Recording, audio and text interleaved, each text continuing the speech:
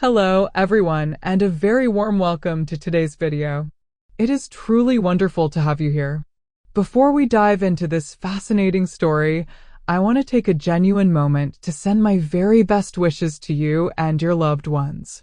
Wherever you are in the world, I sincerely hope you are feeling happy, healthy, and surrounded by positivity.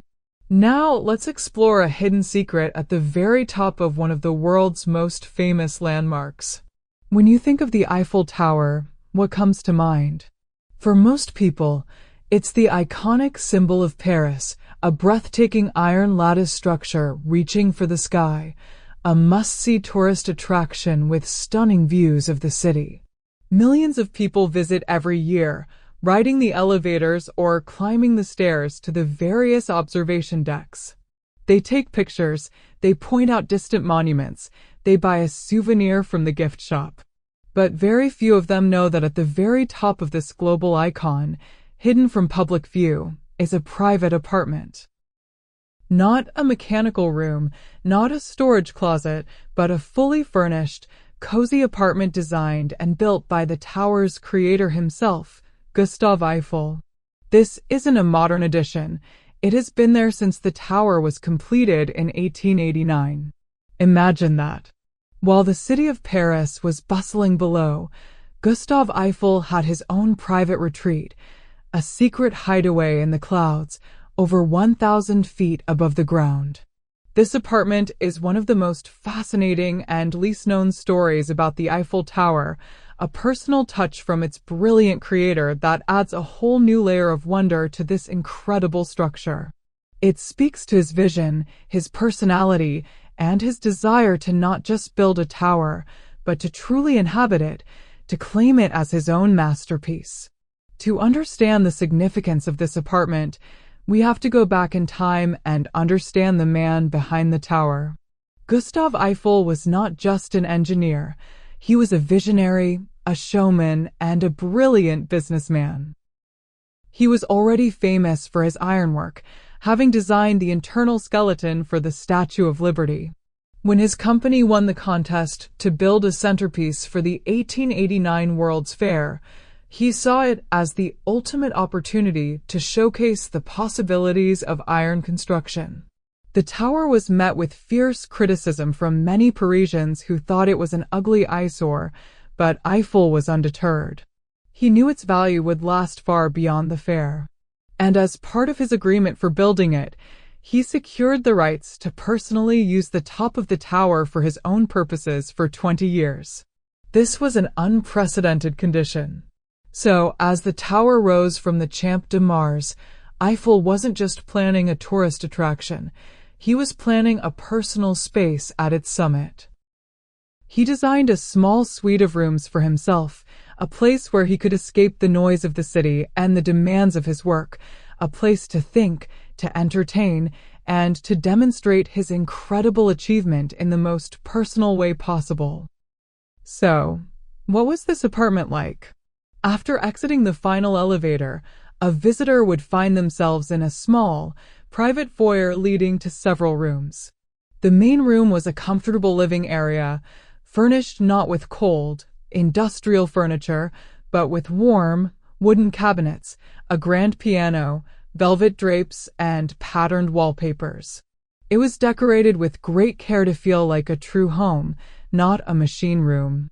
There was a dining area where he could host small dinners, a laboratory for his scientific experiments, and even a small bathroom.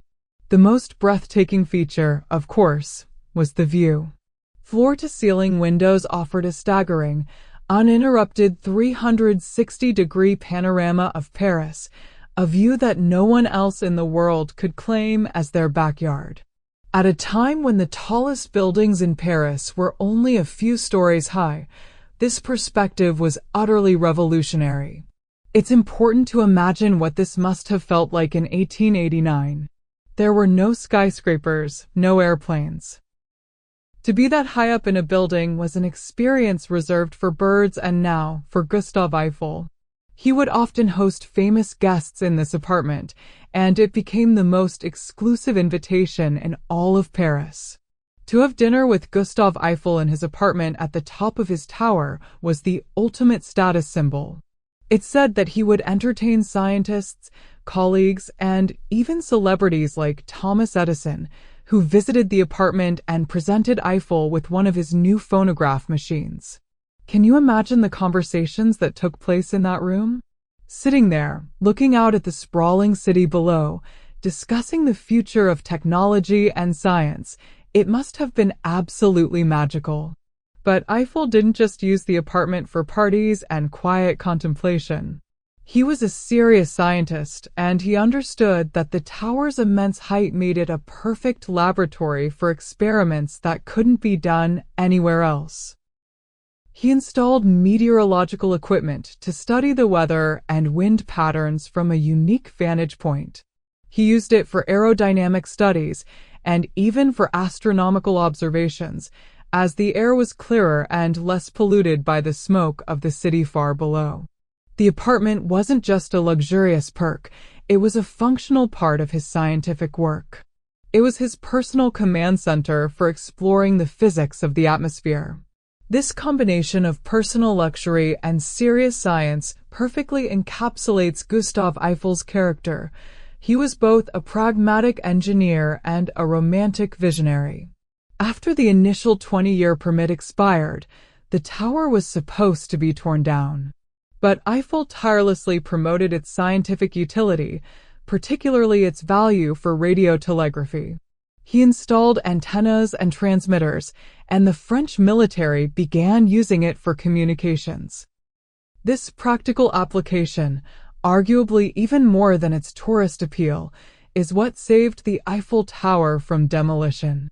And it all started from that apartment at the top, where Eiffel first began his experiments. Today, the apartment remains, but it is no longer used as a living space. It has been preserved as a museum exhibit, a frozen moment in time. Visitors to the top of the Eiffel Tower can now peer into the windows of this historic space. Inside, you can see wax figures of Gustave Eiffel and his daughter, Claire, welcoming Thomas Edison. You can see the original furnishings, the grand piano, the elegant wallpaper, and the cozy interior that contrasts so sharply with the industrial ironwork just outside the windows. It is a deeply humanizing exhibit. It reminds us that this colossal, seemingly impersonal structure was the brainchild of one man, a man who wanted to leave his mark not just on the skyline, but on history itself. He created a monument so grand that he could literally live inside his own achievement. The apartment is a testament to his incredible ego, his genius, and his very human desire for a space of his own. It transforms the Eiffel Tower from a cold iron structure into a place with a heart and a history.